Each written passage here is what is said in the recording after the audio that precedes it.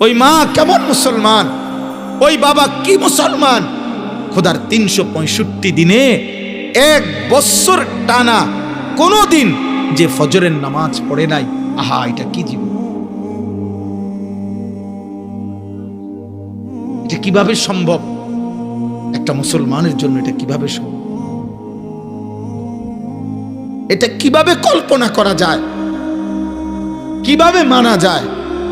আমি কোনো ক্যালকুলেশনে এটা বুঝি না যে মুসলমান একদিন 2 দিন না, 1টা বছর কোনো দিন সে জানেও না তার উপরে আল্লাহ ফজরের নামাজ ফরজ করছেন।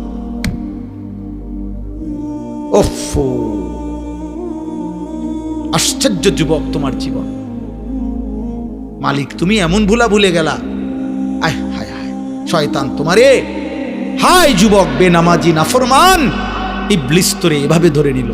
আহ কি কাম দিল তোমাকে, আহারে নাফরমান। হায় হায় নওজোয়ান, তোমার ইবলিস সব মিলাইয়া কয়টা কাম দিল? 1 নাম্বার বলে দিল শয়তান তোমারে যে যুবক তোমার প্রথম ডিউটি সারাক্ষণ চুল নিয়ে পেরেশান থাকবে, সারাক্ষণ টেনশন করবা চুলিটারে কেমনে আর বিকৃত করা যায়। অথচ চুল নিয়ে ব্যস্ত থাকা, চুলের চর্চা করা, চুল নিয়ে সৌন্দর্য চর্চা করা, এটা নারীর স্বভাব। এটা একেবারে পৃথিবীর যেই কোনো মানুষ জানে, যুগ যুগ ধরে মানুষ জানে পৃথিবীতে নারীর শোভা, নারীর চুল।